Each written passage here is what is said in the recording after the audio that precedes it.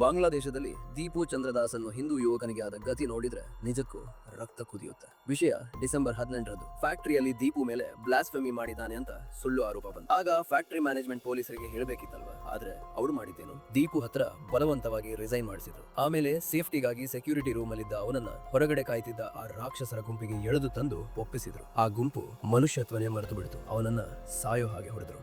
ಅಷ್ಟಕ್ಕೆ ಅವರ ದ್ವೇಷ ತೀರೋಲ್ಲ. ಪ್ರಾಣ ಹೋದ ಮೇಲೂ ಆ ಶವವನ್ನ ಒಂದು ಮರಕ್ಕೆ ನೇದು ಹಾಕಿ ಬೆಂಕಿ ಹಚ್ಚಿದ್ರು. ಕಡೆಗೆ ಪೊಲೀಸ್ ತನಿಖೆಯಲ್ಲಿ ಗೊತ್ತಾಯ್ತು ಇದೆಲ್ಲ ಸುಳ್ಳು, ಅವನು ತಪ್ಪು ಮಾಡಿರೋದಕ್ಕೆ ಯಾವುದೇ ಸಾಕ್ಷಿನೇ ಇಲ್ಲ ಅಂತ.